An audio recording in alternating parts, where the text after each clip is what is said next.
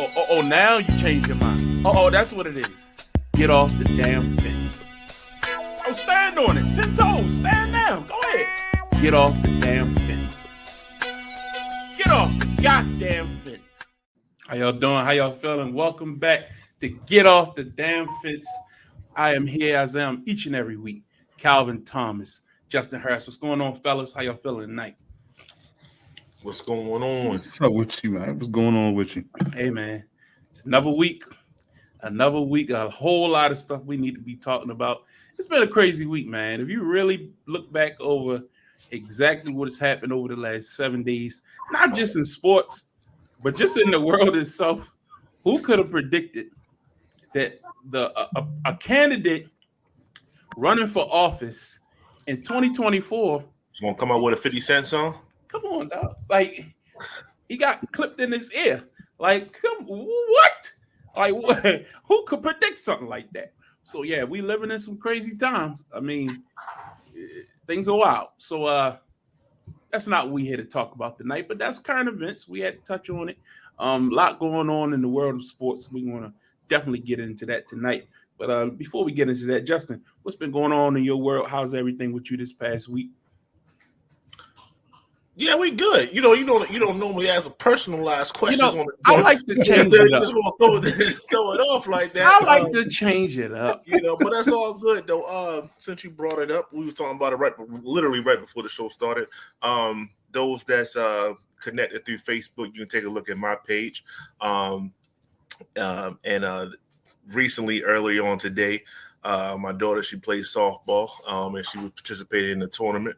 The league, the district that we're in, South Baltimore, they wrote a little piece on the team. So it was nice to see. I went on and shared it for the family. No one's talking to you. You can go. Thank you.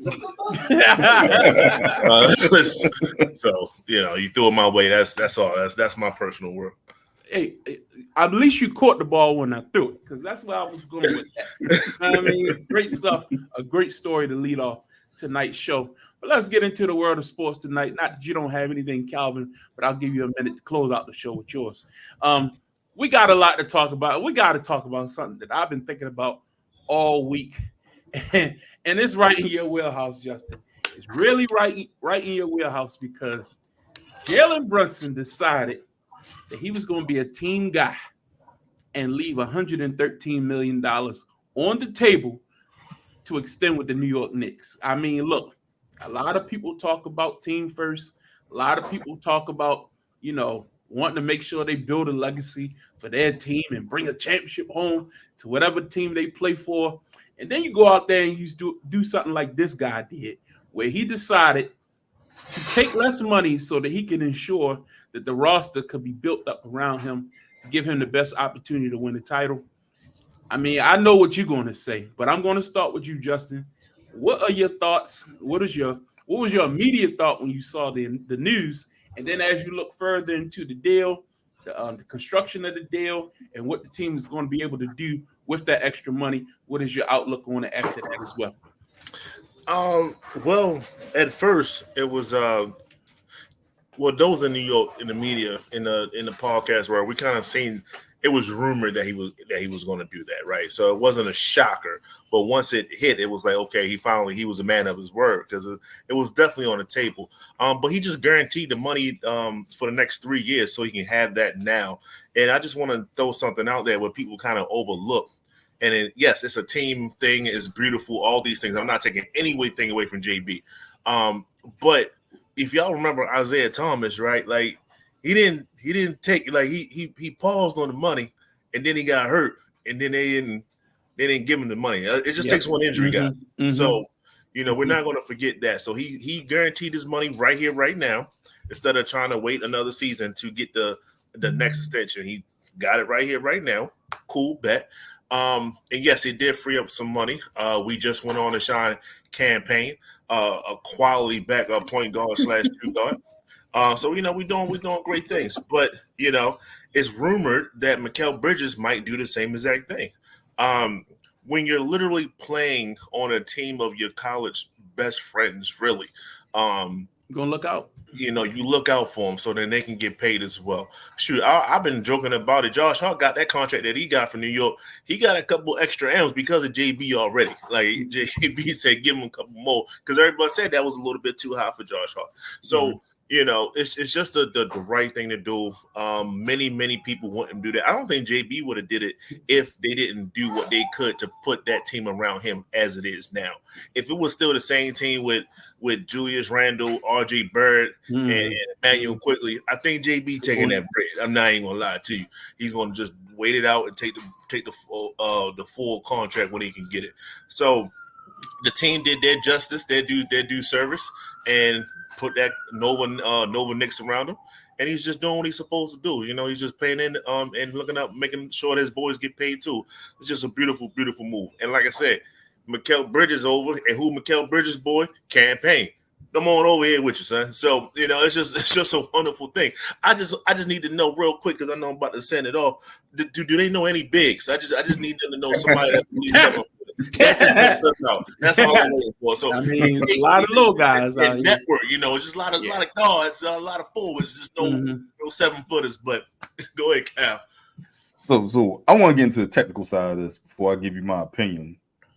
The contract that he signed with New York, the 4-year deal, there was no player option, correct? So he had to play those first 4 years. The initial contract he signed with New York, correct? If I'm not mistaken, yes, correct. So he basically had 2 more years, and then he would have been able to sign outright a max deal after the 25-26 season. Correct. Okay. So basically with the extension, they voided next season or the 25-26 season. And then it's 4 years on top of that, and the 4th year being a player option. So technically, he can re-sign in the 4th year. So he can opt out of the 4th year, opt out after the 4th year, and then sign a max, whatever the mega max or whatever that is at that time. Correct. And at that point, he can be the highest paid player. Get more money guaranteed later on. That's the thing. Now, So he do it. That's the. But James Dolan never was willing to not pay his guys. That's not something that he has on his rap sheet. James Dolan does pay his people. So, at least we can say that about Dolan. He got other issues, but paying his people, we never really heard any issues of that. You're right. So, in essence, he's just getting a little bit of money now to get the bigger deal later because he can be the highest paid player in NBA history in 5-6 years because they'll own his bird rights with the 40% kicker and all that stuff. Correct. And then he'll be older, so it's kind of like, you looked out for us now, we're going to look out for you then, that kind of a thing, because he won't get that contract nowhere else. Okay. I'll say this. It only makes sense if you win a ring.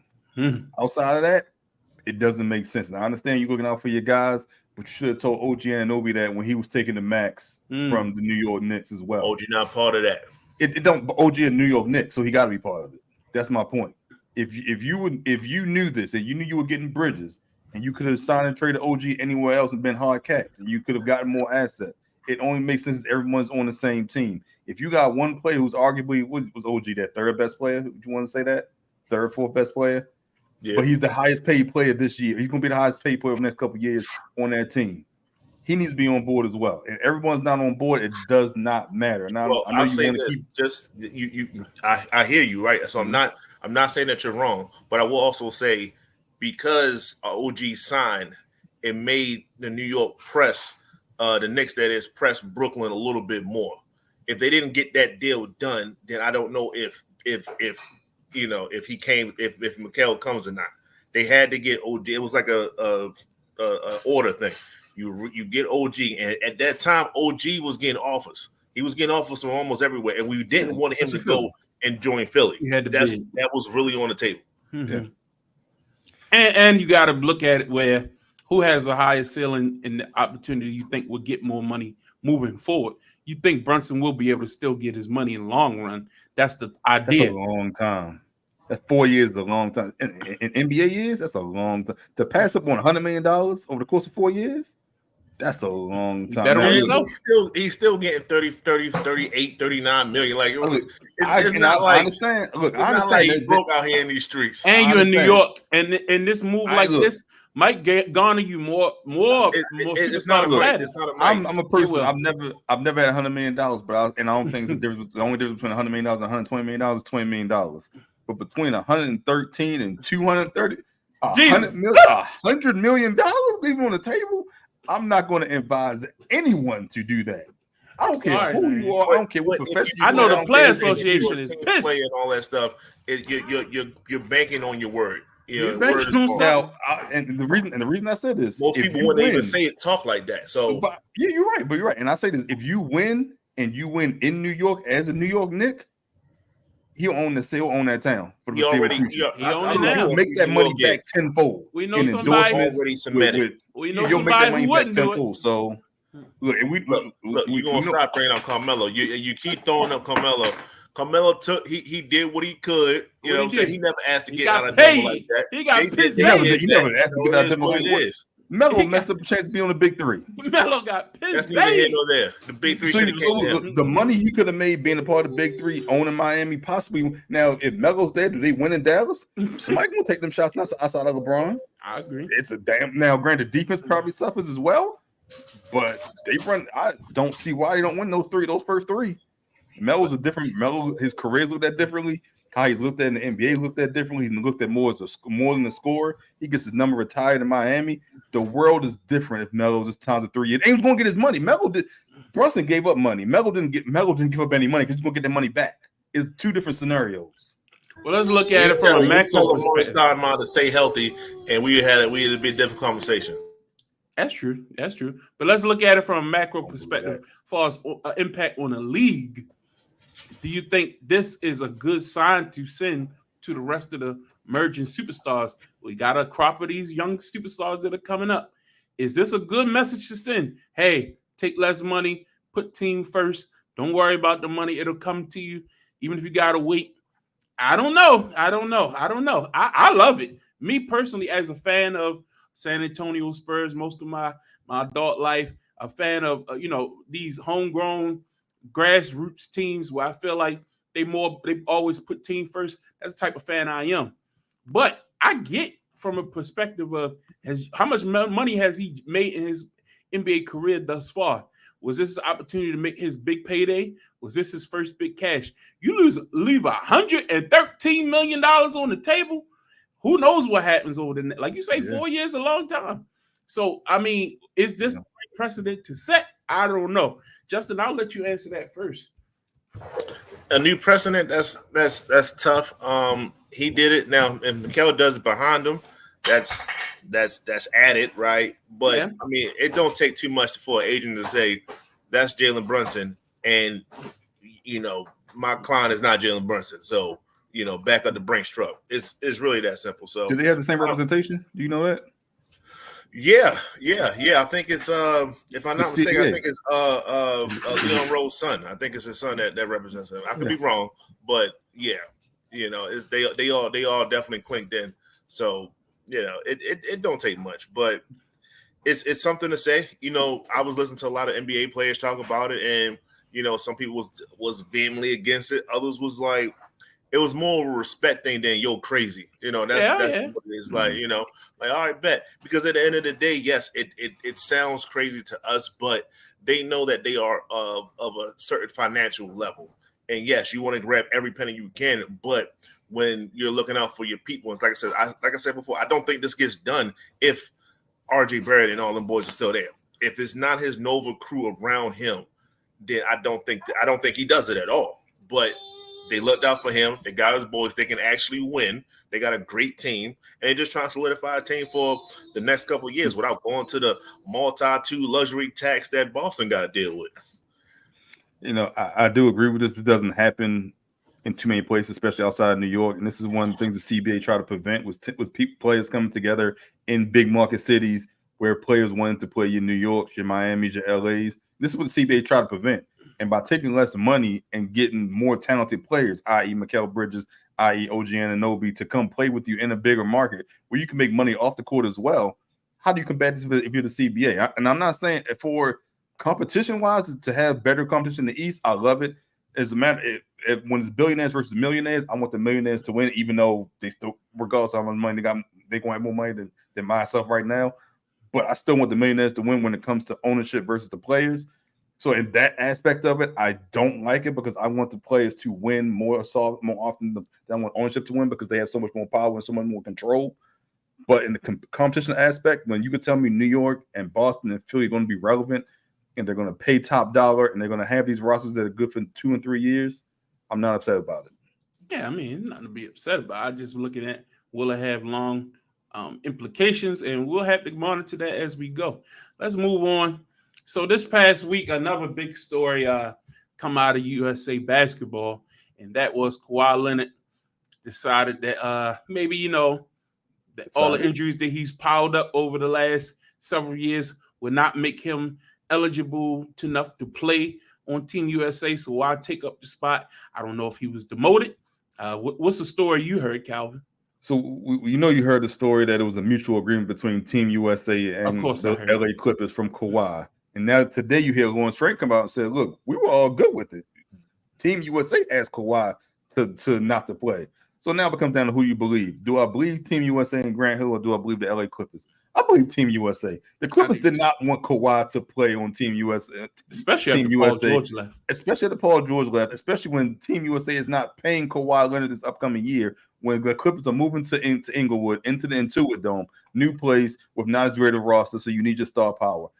The LA Clippers, and I wouldn't be surprised if there was a setback or if Kawhi's knee is not responding how they wanted to, but you can't say that publicly to if you're a Clippers organization to Clippers fans, because then it becomes, well, why didn't you keep him out? Why isn't he rehab? Why isn't he rehabbing? Why is he doing this? Why was he in Cancun a week before Team USA practice starts?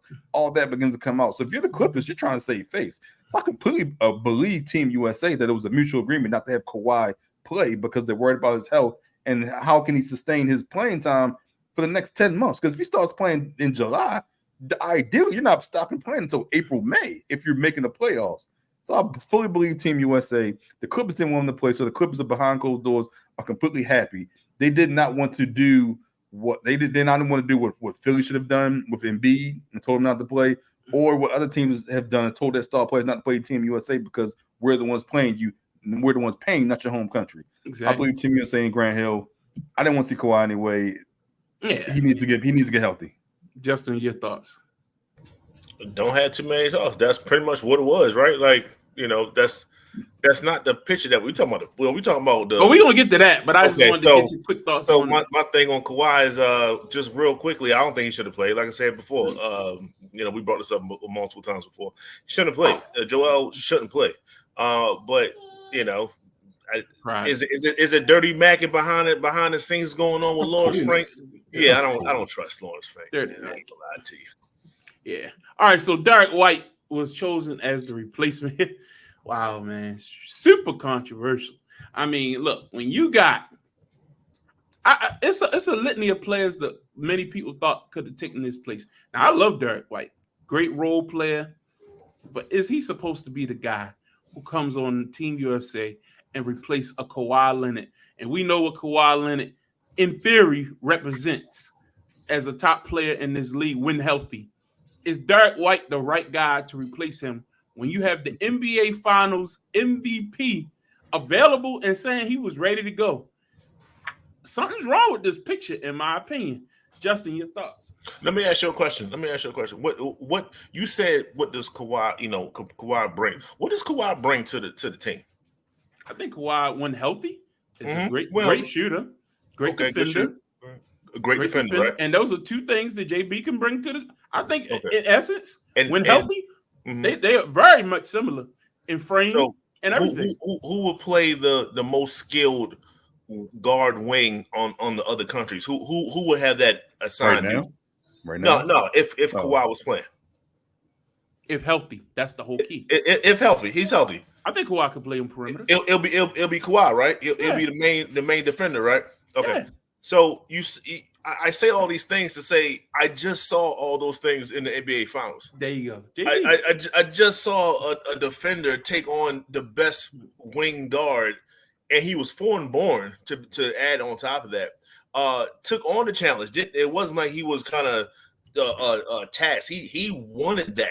And then he still performed offensively at the same time, too. I just saw all those things. So if Kawhi is the dude and he gets hurt or whatever the case, and he has to go, if I'm going to that Boston Celtics team, great. I am going to Derek White. Like, how do we make that move? That was a me left. I just don't understand how Me we left. that, right? So Me right. I know what you mean. I don't understand. But they did say that Derek White was going to be one of the first alternates, right? I did hear that report like weeks ago, so I'm not shocked. But when it was Kawhi was the one, it wasn't a guard. We got so many guards. Like, we just added another guard.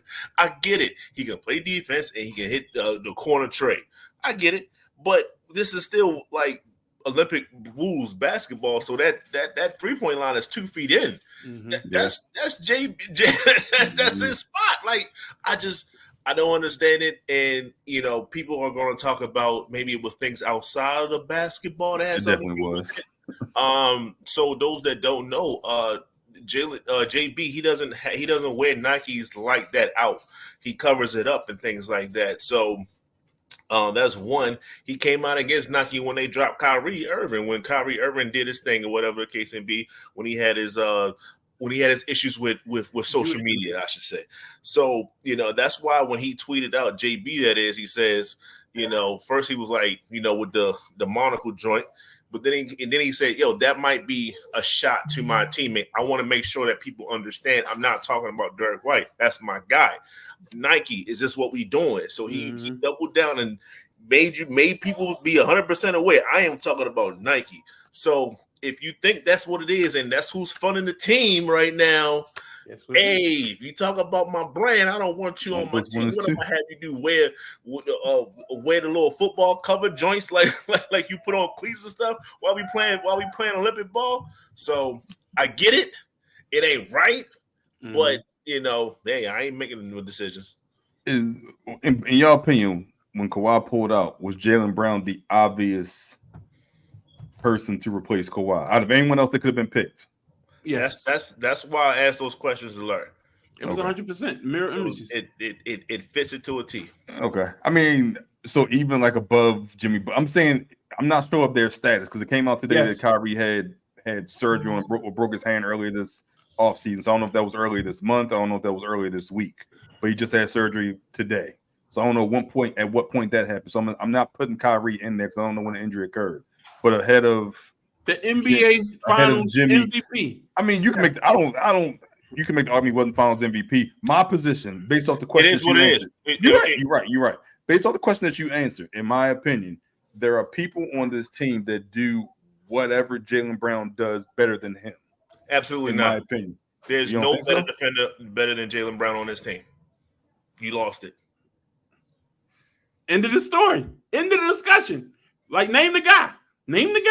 And that's okay. I'll say. Let me say this again. There's people on this team that do whatever Jaylen Brown does offensively better than him. Now, if you want to say he's there for his defense, okay, I'll make the argument that they have the best trio of big men in the Olympics, outside of maybe Rudy and Wemby.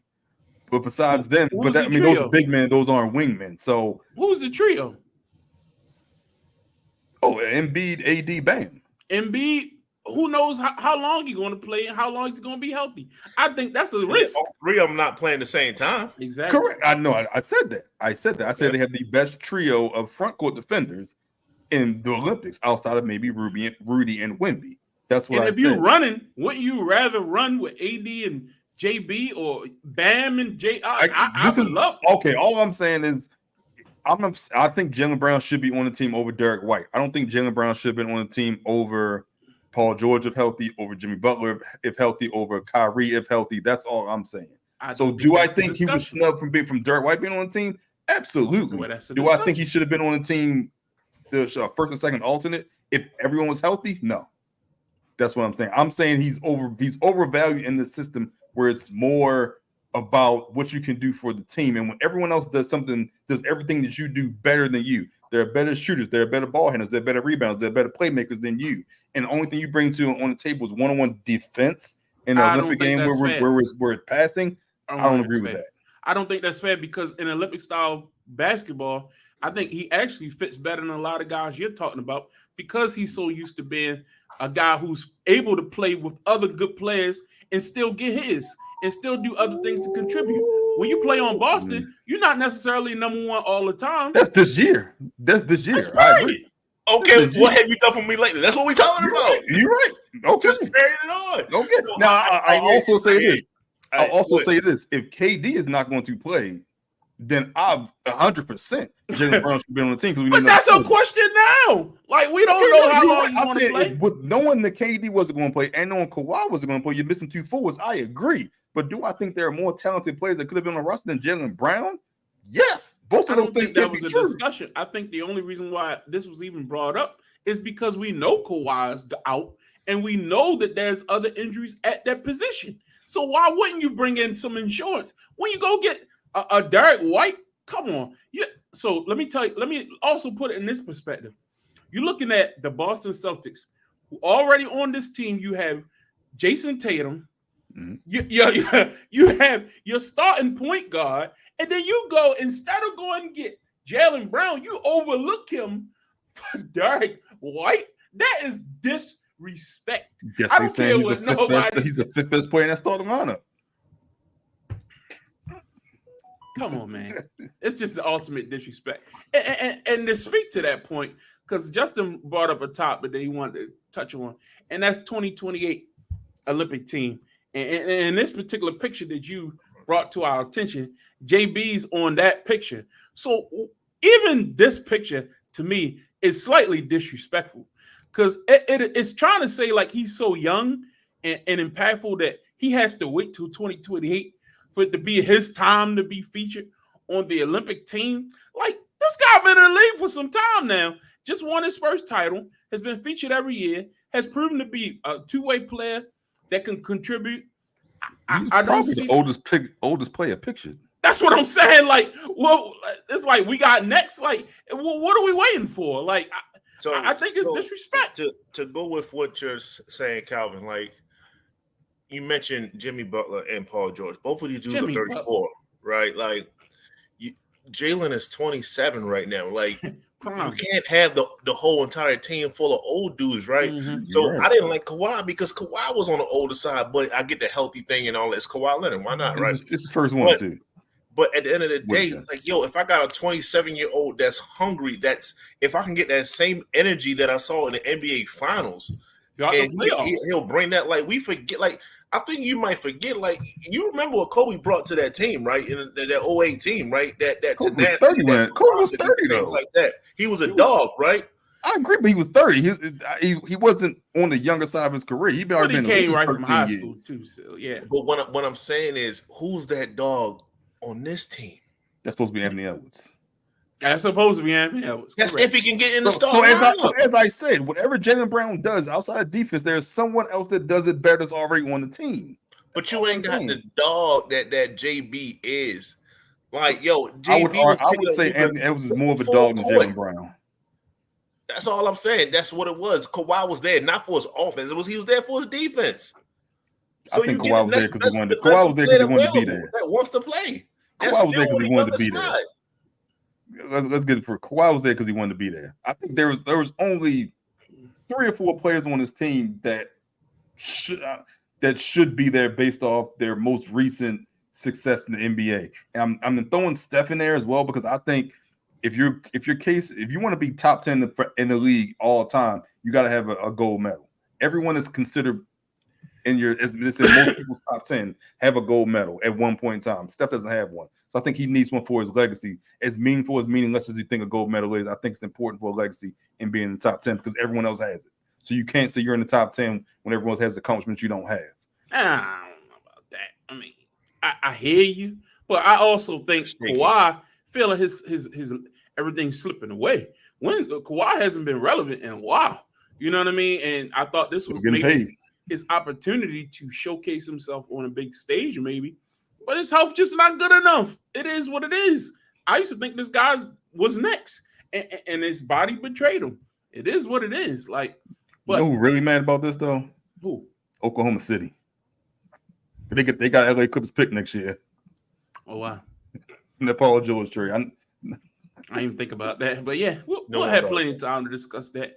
But yeah, I just found that a little interesting. Just looking at this team. Justin, what else did you want to talk about as far as?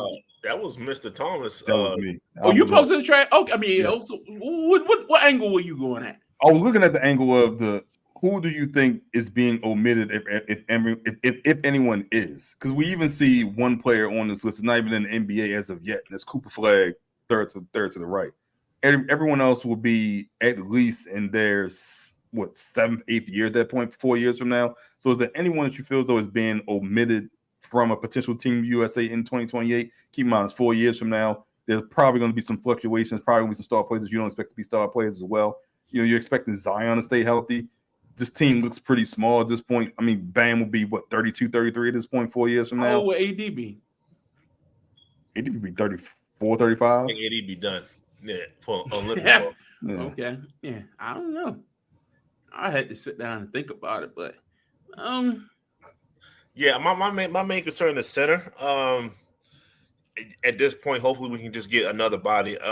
We're talking about an older Joel Embiid. That's not going to work. Yeah. Pablo should have been one of the ones that you should have brought up. I'd have been like JB Apollo. You could have had that one. But this is it's funny looking at this team. God, I don't like Tyrese Haliburton, but why? yeah. He's your pass first point guard. Talk on it. No. Tell us why you don't like him. I think he overrated. Like I get he's pass first, but I just don't think he ain't a point guard. Guys, like He looked pretty good against the Knicks. Yeah, he did all right. He did okay. But no, with that team, like I said, it's just I think that might be pretty much close to the roster. I don't see nobody else that's really that's being omitted. That's a rookie or anything like that. And I think that the main players will be JT yet again. Ja definitely, if he stay off the whatever Ja does, and Zion. I think those big three, and I don't think D Book will be on this team though. I think this is maybe his last joint. I ain't realize he been in the league 10 years already. Yeah. But I think I like the nucleus of Ant, Ja, and Zion and JT. I think those will be them. Mm-hmm. Yeah. Jalen Brunson, that's my guy and everything like that. But that'd be contract time. He'll be all right. He don't need it. All right, let's get into some baseball because we wrapped up the first half of the Major League Baseball season with the Baltimore Orioles really having a tough stretch here. I mean, no, you present that better. The Baltimore Orioles are number one in the AL East. That's how you say it. And then you the AL, I believe. You say the positive first. Then go ahead. My bad. I messed up your intro. They have a 1-game lead over the New York Yankees after losing the series 2-1 over the weekend. But you just got to be honest. Come on, guys. Be honest. The Orioles bats have not been hot as we've seen them be. Is this a case of just trying to get to the All-Star break? Was this a sign of things to come? Is this a bad sign or just no sign? They're going to bounce back. Calvin, give me your open and honest opinion. What is your thoughts on the Orioles right now and projecting out the rest of the second half of the season? To end the first half, my heart is saying they were tired.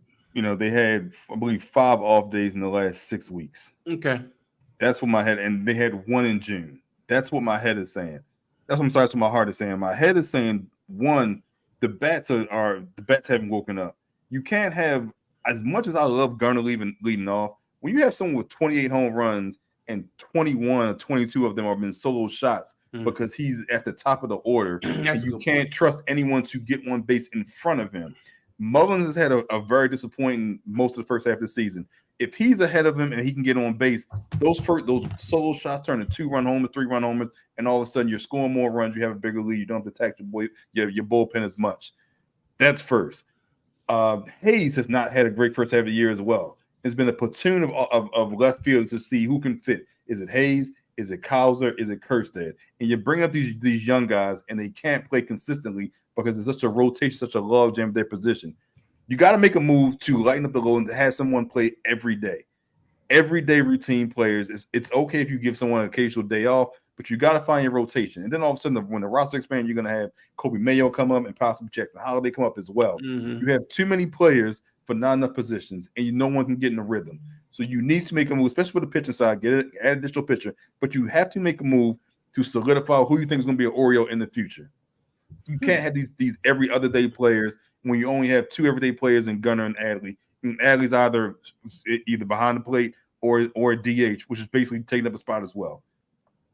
You gotta trade some of these guys, figure out who's going to be. Maybe you trade away someone's going to be an all-star. It happens, but you got to go for it this year.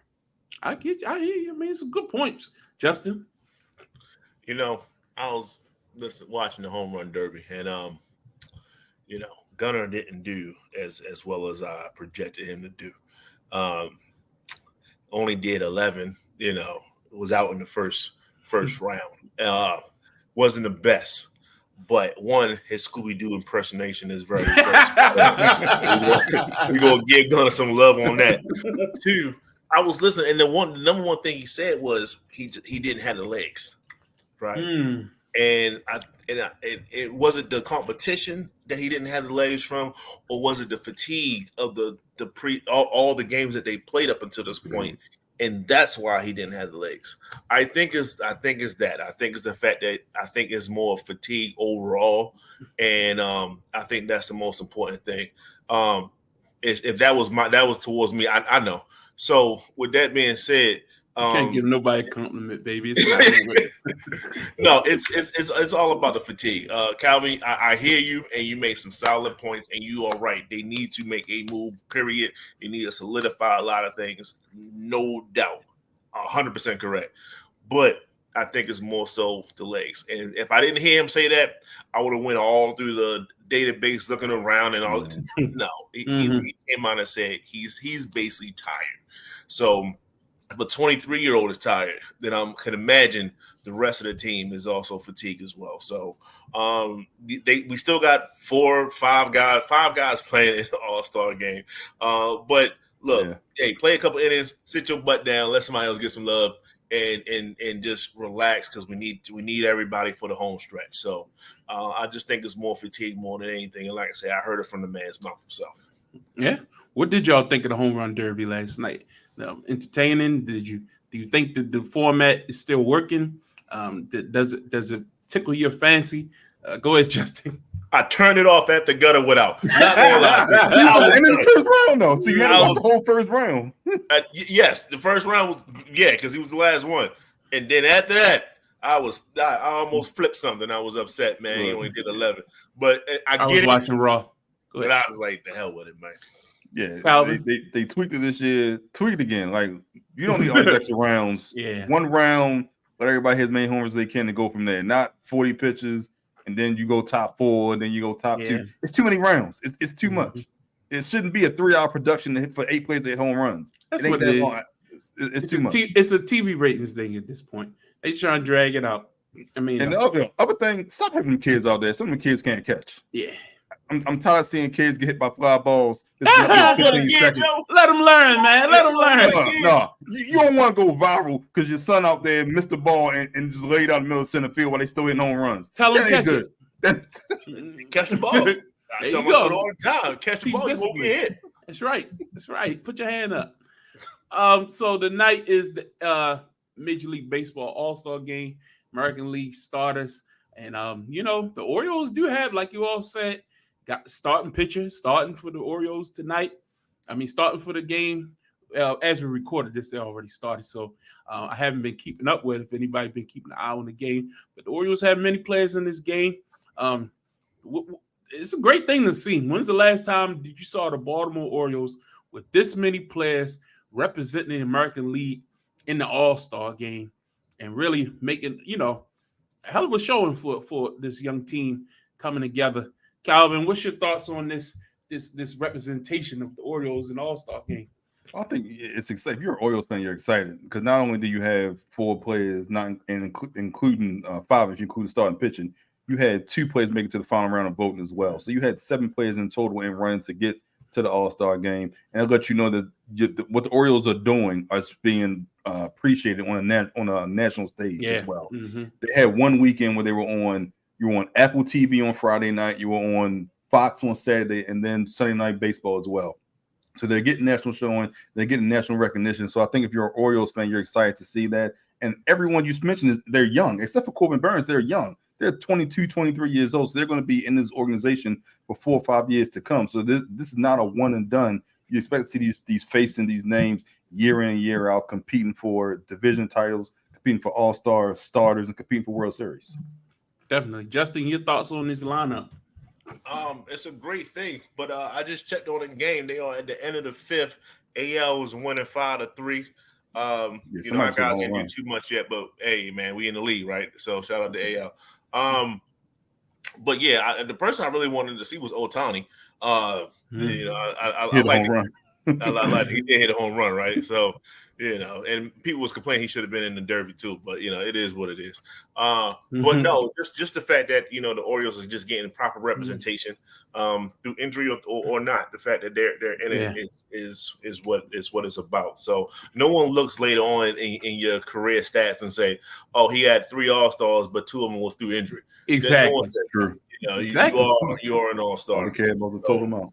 Especially when you got the listing. I love the format, the listing they do for that All-Star votes is like 3 to 4 segments they do. So if you was good enough to be on a ballot and make it to the 2nd or 3rd cut, then you're pretty much one of the better players in the league, hands down. So it's a wonderful thing. And like I said, like Calvin said, all of them are on the younger side. So I do have a problem with the Orioles. I don't know if it's a problem or not because they do a hell of a job at drafting, but they all seem to look alike. I don't know what that is. Even the guy that we just picked up, I don't have his name on me right now, but they look like a bunch of the one they drafted. Yeah, the one they drafted. They all they got the same facial features. They got it tight. They got it tight. Mm-hmm. All white, like no bit of color. Like a sheep. Whatever works, it's working, right? So, hey, we got a history in this town. So, shout out for that next Cal Ripken. All right. That is true. Yeah, sad.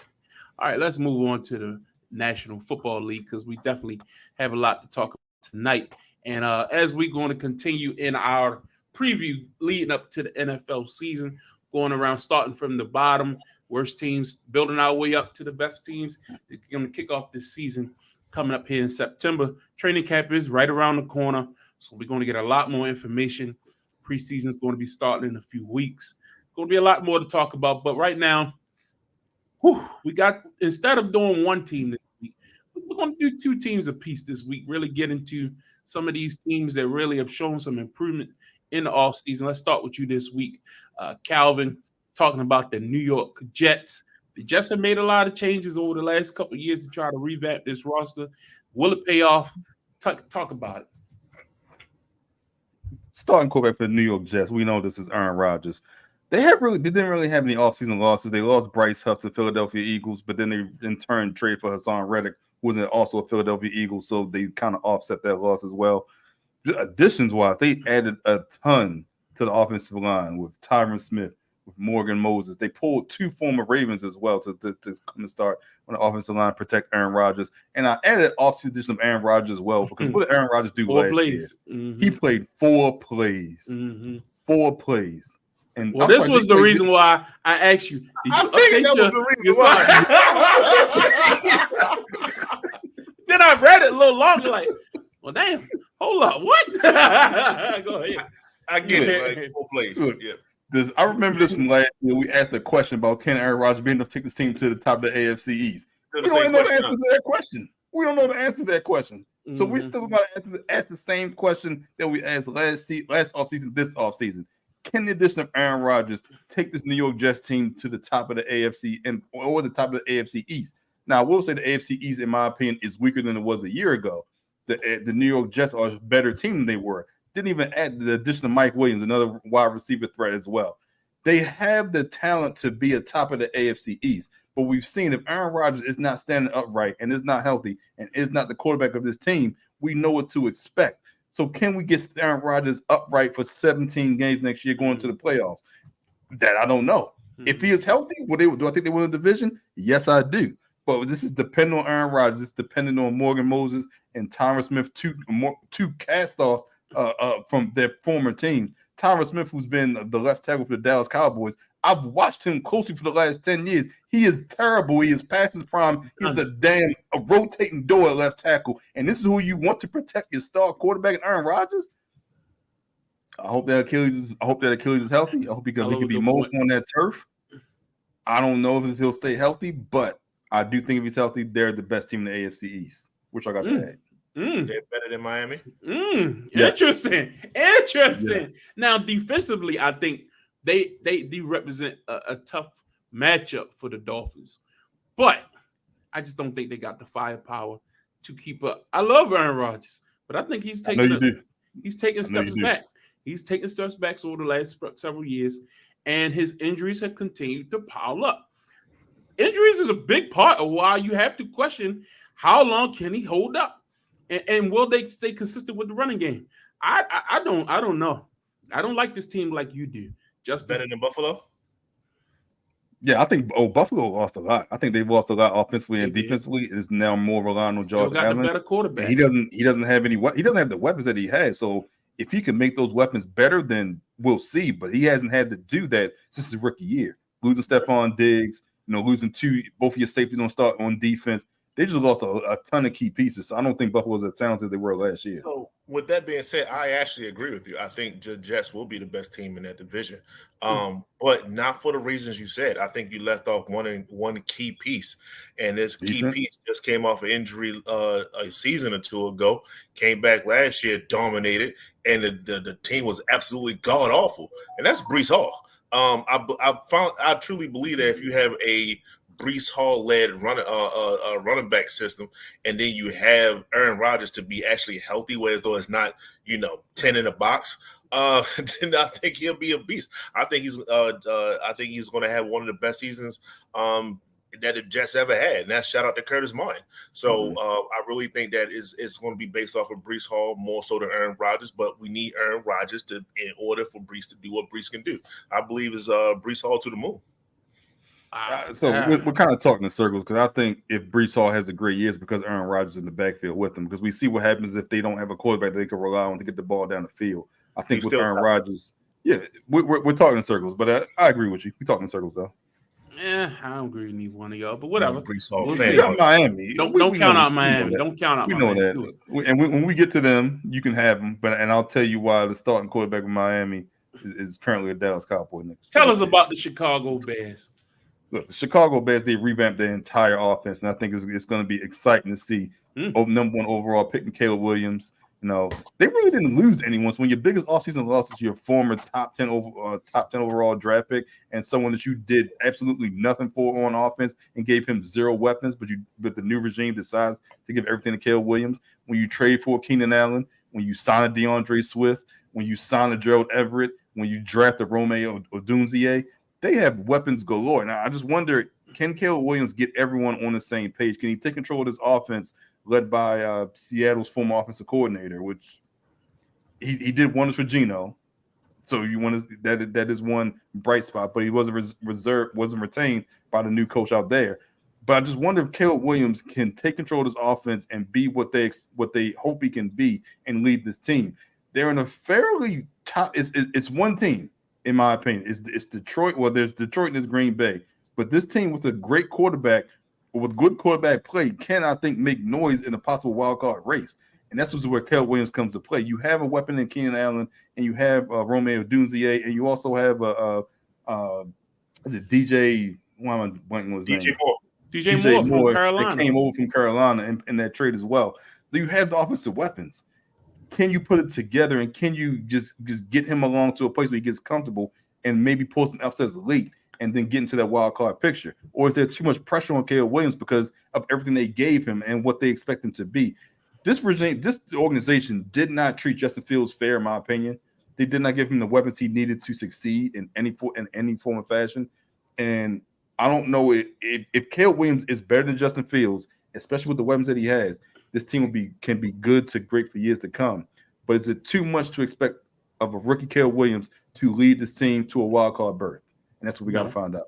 I don't think so, because the weapons they gave this young quarterback, if Caleb Williams is everything that he's been talked about to be for the past 2 years. Now, I didn't see it in his last year at USC. He didn't impress me. I saw too many inconsistent performances. I thought he lived off his junior year, or I think that was his sophomore. He came out as a junior, right? He didn't make it. He was a true freshman when he played in Oklahoma. So yeah, so I think 2 years ago he was way better. Yeah. Last year was shaky, and I don't know if he was playing it cautious because he knew he was going to be the number one pick, kind of held back. But the loaded up offense, just getting Keenan Allen alone, adding DJ Moore, still got Cole Kmet. That's us. Add DeAndre Swift back there. Gerald Everett's a good third option. Man, they loaded, man. And I think they still going to be a pretty much a running team for the most part with the play action pass, because that's Caleb Williams' style at USC. I mean, I think they're going to be good. And then you don't even forget, they went and got you a Montez Sweat on defense, add him and put some firepower. That was a big sign in the offseason. I don't know, man. Chicago, you talking about wild card. As I look around that NFC North, Detroit is still Detroit. Don't get me wrong. They had a great season last year. But we know Detroit, they might poke their head out here and there, but that's still the Lions. I mean, I could see the Bears pushing them. I don't see that division being that much difficult. It might go neck and neck. I'm not trying to put the house on Caleb Williams. He's still a rookie. Got to earn his stripes. But the weapons they loaded him up with, that's going to be a tough team, man. And the defense is much improved with some of the other. I mean, I think they got Justin Poyer. They added a couple players that's going to help that back end as well. That was already pretty good. I think a lot of the issues was the quarterback couldn't throw. Justin, your thoughts? You know, y'all got a lot ride on Caleb Williams, and I can't put my full support in with somebody that might do things to their fingernails, depending on what they have on. So with that being said, I don't see it in Caleb, right? Like I don't see this rookie of the year CJ Stroud-esque season coming from him. Is it set up for him to do it? Yes. Absolutely. Does he have the type of weapon in more to take a 2-yard out and break it? Yes, all those things are true. I am not knocking anything. This is the best I've seen Chicago put behind a quarterback ever, right? Like ever. We can take it back to the 80s and before that. You never seen all this much weapons or whatever the case may be. Maybe Brandon Marshall for a little bit with Jay Cutler, right? So with that being said, it's a tough that division is tough. I don't see them taking Jordan Love out the way. Like Jordan Love is still that dude. Like I'm not gonna knock what he did. Like he did that, right? And all they did was make Green Bay pretty much better. Like I expect Green Bay to still be there. I expect Detroit. You was just a little bit too low on the Lions. Like they are still the head and shoulders above this whole entire division. It's not like they got it worse in the offseason. So, I hear you. And I hear the Chicago love and all this other stuff. It's just I just don't see it in Caleb yet. I gotta wait and see it for him. It's another rookie that I think is going to be wonderful, and that's JD5. I don't see the same thing from Caleb. That's all I'm saying. It's there for him. We'll see. I don't think many rookies have a better setup. Let's just put it that way. We're going to talk about one in a second, but he has a great one. The only reason I say wild card versus division, out of their first 6 games, they played the Texans, the Colts, the Rams, and the Jaguars. I think in each of those cases, they don't have the best quarterback on the field. So if you don't have the best quarterback on the field and you have a rookie quarterback and you're down, you got to throw the ball to get back into it, that could lead to interceptions, lead to turnovers. And I just see them trying to play from behind in those instances. So I don't think if you start off slow and Detroit starts off, 4-2, 5-1, then you're playing catch up. And I don't know if you can catch up enough to get back into the division. However, the wild card's still going to be open to you. I hear you, but the way these rookies been coming lately, I don't know, man. I want to wait and see. I will give him the benefit of the doubt. He has the pedigree for it. And like I said, it ain't like he going into a situation where they ain't got no weapons. That's the difference. So we'll see. Let me get into my feature for the week, and that is the Atlanta Falcons, led by the new starting quarterback, my man, big money, pay me, Kirk Cousins. Cash that check, Kirk. My man Kirk Cousins coming off of a serious Achilles injury, so I'm not saying that he's going to be 100% coming into the season right away. But this team in Atlanta has been talked about the last several years as been one of the most talented teams. If they just had a quarterback that could put them over the hump. Well, they got one now. They got somebody who can get you the ball in the right places. Now, look, is this team the most talented team in the league? No. But when you consider the running game that they represent, when you consider the defensive moves they've added over the last couple seasons, now they did lose Corella Patterson, but I think that's a good thing because that will open them up to actually feature that good young running back and stop giving the ball to a wide receiver every time that the real running back should be getting the ball and actually getting the touches. It's ridiculous, man. Arthur Smith should have been fired on the spot for how he handled the whole game plan last season. He was. Exactly. But it should have happened. It should have happened a lot sooner is what I'm saying. You wasted some valuable playing time. And really, I just thought it was malpractice. Some of the games that they threw away. Remember the Carolina game? I mean, it was some games that they just was like, what? How did you lose that game? And again, you did the best you could with a quarterback and Ritter, who I didn't think was that good of a quarterback. Let's just call it what it is. You got the best out of him, but now you got a professional NFL quarterback in Kirk Cousins, who was clearly the best offseason acquisition. You go get yourself a Ray McLeod. You go get yourself some veterans, Darnell Mooney, some different guys who can go out there and do some different things, add elements. I'm not saying they're the best eye-popping, you lose a Calais Campbell, Bud Dupree. But, you still, I think, have the pieces when you go draft. Here's the problem. And it's going to come down to health because we don't know. Achilles are very tricky. And how long will it take Kirk to get really back to 100%? How long will it take for him to really be able to plant off that back leg? I don't think that he relies on that much strength anyway. I think it's more of an accuracy. And I think Bijan Robinson is going to be the key to them staying afloat most of the early in the season. And if they can use him as the weapon that he is, catching the ball out the backfield, running the football, I think this team will stay in contention. And down the stretch, I have no faith in the Tampa Bay Buccaneers. I have no faith in the Carolina Panthers.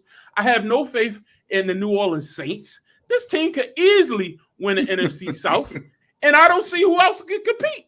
To be honest with you, Tampa Bay, they don't scare anybody. Are you scared of Baker Mayfield? Are you really scared of Baker Mayfield? No, you're not. So, no, this team could easily win the NFC South, and I'm hitching my wagon to my man, Cash Money Kirk. That's what I'm going to do. Cash Money Kirk. Thoughts? Are you done? Get your pillow. Tell me why Tampa's better. All right, so we're not talking about Tampa right now. We're talking about the Atlanta Falcons. Go ahead. But all Tampa did was just win the division 3 straight years. Like who it's fine. By default. Including with Baker Mayfield. They had no quarterback. Baker Mayfield did it too. So with that being said, we just want to skip on over Tampa. The Atlanta Falcons, yes. Are you saying that am I worried about Atlanta Falcons? Hell yeah, I'm worried about Atlanta Falcons. the whole division, we know that we are just a competent coordinator and quarterback away from just saying, hey, we got some stuff to worry about within the division because the Atlanta Falcons could be that team. Will Bijan be unleashed? That's a great question. We all know Bijan is probably one of the most talented running backs in the league, but he hasn't shown it yet. But it's okay. We do know that they have one of the greatest physical specimens when it comes to a tight end that we have ever seen. He hasn't been unleashed yet. That's a great point. We keep pushing it down the line. We know that we got a Mike Evans-esque player in Drake London. He's a great up and coming. Hasn't been unleashed yet. But we haven't offense seen it yet. We haven't seen it yet. So I'm not going to hitch my wagon to something I haven't seen. I'm not going to hitch my wagon to a quarterback that has a busted wheel. Just not going to do it. We haven't seen it yet. Got to make sure he's able to do it. Hey, can you scramble when the times get tough? It's not like he hurt his Achilles like Aaron Rodgers did in the first game of the season when he had a whole year to rehab himself. That's true. It was a little bit later in the season for Minnesota. So I'm just saying it's a lot riding on Atlanta. And with shout out to Raheem Morris, though. He deserves another chance. He was a great coach, especially for Tampa Bay. He just didn't have the personnel for Tampa Bay. So I do hope that James he does a decent job. I hope they just don't go 2 and whatever. But we just gotta wait and see when it comes to Atlanta Falcons. Their defense is still not the best. No, and they lost a lot of games because of that defense. So we'll wait and see. We'll see what's going on. But the Tampa Bay disrespect gonna have to stop today. That's all I'm saying. All we did was just win the division. That's all we did. But I get it though. I get it. Go on, Calvin. Your time to hate. Go on, hate. The biggest offseason addition for this team was the addition of Zach Robinson as the offensive coordinator, formerly of the Los Angeles Rams. We are not going to hitch out. If I'm an Atlanta fan, I'm not hitching my wagon to a quarterback with not the best arm and one bag wheel when I have the next potential Michael Vick sitting on the bench. I mean, and Michael Penix Jr. It was a hell of a draft. Can you imagine Michael Penix Jr. and a Bijan Robinson in the backfield with Drake London and Kyle Pitts to throw the ball to? Look, that's why you go get him just in case Kirk can't play early. You play the young fella. That is to hold a more the ship explosive together. offense than what Kirk Cousins can do, who just robbed them for $100 million this last offseason. I cannot hitch my wagon to someone an explosive offense when you can't get the ball down the field. When you you've had Justin Jefferson, who's the he couldn't get the ball down the field with Justin Jefferson. Best receiver, the best receiver in the league. You've got to prove that you can make plays with young and up and coming talent. Who was throwing the ball at Justin Jefferson? Like a Drake Who was London. throwing the ball As I said, Michael man. Penix Jr., we've seen what he can do in college, dragging a team to a national championship. Now, granted, this is the NFL, but we see what he can do when he has talent and when he has a coach that believes in him. Okay. Get behind Michael Penix Jr. early, give him the chance to get this offense rolling, and Atlanta Falcons will have success this season. Let him rest and watch. If Kirk is not healthy, of course he's going to play. But I think Kirk will be ready for the season. The way the reports are saying, it look like Kirk will be ready. But if he's not, I think it's a good thing to have a young mobile quarterback, show a different look. That's nothing negative to say that you got a good. You're not running the same. That's the equivalent of that's not the same offense. QB carousel, and I'm all for it. It's not a carousel. Every team should be building for the present and the future. You should be building for the present and the future. If Kirk can't go early, give it up. Yeah, he will. You never know. Those young players struggle. Anthony Richardson struggled. Right. So that means Kirk's not ready. So then he takes the spot, and then he's not ready. He's still not ready. Now you got a QB problem. And that's something that Atlanta will actually do. Shout out to Atlanta. Look, Kurt is a solid hand who you can depend on, who has proven himself to be a big time. He's going to get you 4,500, 5,000 yards every year. Huh? Stop putting guarantees on somebody that had an Achilles injury. Look, you don't know how he's going to be. Every point I made said this all rests on Kurt's Achilles. I can't overlook that. It's even in the write-up. Look at the screen. I'm saying when healthy, he gives them the best opportunity to win. Now, do I think the young fella will be a great addition to the team? And hopefully, hey, if you're Atlanta, you hope that he come in there and never let it go. God bless him. You just gave away $100 million for a backup with Kirk Cousins at that point. But your hope is that the young fella can learn behind a Kirk, learn the intangibles, because he's a great athlete, but he's not yet a fully developed quarterback. If you watched him in college, his passing I was shocked that Atlanta took him where they did. That was a reach. If anything, they could have loaded up on defense. That's what they really needed to help him. Agreed. That was foolishness. So, I mean, it's not that he's not a great talent. Nobody's saying that's not the case. We're going to watch any given Sunday play in Atlanta. Yeah, that's crazy. Let's go to my next team on the preview for this week, and that is Kirk Cousins' former team, the Minnesota Vikings. Now, this team is the one I was referring to earlier when we talked about rookie quarterback coming in right off the bat. Yeah, in the same division, and that's a tough that division. I'm telling you, the NFC North is very. I know you talking about don't count out Detroit, but I don't know, man. You go out and get you an Aaron Jones, you steal him in division from Green Bay. That's going to take away some of the firepower that the Packers have had over the last several years. Many say that Aaron Jones was a huge help. The reason why Aaron Rodgers was looking as good as he was in some of the last several seasons. You add him to a J.J. McCarthy coming in rookie who has to start from day one. Now, I would like Penix on this team a lot better because then he could be featured, athletic, show what he could do right off from day one. J.J. McCarthy, more of a traditional drop back quarterback. He can move a little bit, athletic, show some great things in college. But can he fill Kirk Cousins' shoes? Not right off the bat. Will he eventually? He'll have a tremendous amount of pressure on him. He has weapons. Addison, we know the reports came out this week, him getting a DUI We don't know how long that's going to delay him. Will he miss some games? Will he get a detrimental to the team suspension? We don't know yet. We know that, they went out, they spent the money. They put the money where the mouth was at because they decided to make your boy Justin Jefferson the highest paid receiver in NFL history. So clearly they invested in the firepower. So you go get your Aaron Jones, Justin Jefferson, Addison. We don't know. That's a question mark. But those 1-2, because Addison tried a hell of a rookie year last year and really held the fort down when Justin Jefferson was out. But if you had all of them together, remember, you still got a dynamic tight end. TJ Hawkinson. You still got some growing good young players on defense. You did lose Alexander Madison at your running back position. But by replacing him, I think that's an upgrade as long as Aaron Jones can stay healthy. I don't know. This team is very, very tricky for me. You lost some pass rushers to Nell Hunter, who led the team in sacks last year, so that's going to hurt your defense. I don't know. This is a very questionable team, and I think it comes back to, do I trust J.J. McCarthy as a starting rookie quarterback in the NFL? Justin, let's start with you. You said all those things, and with Kirk Cousins being there healthy, they was barely above 500 team.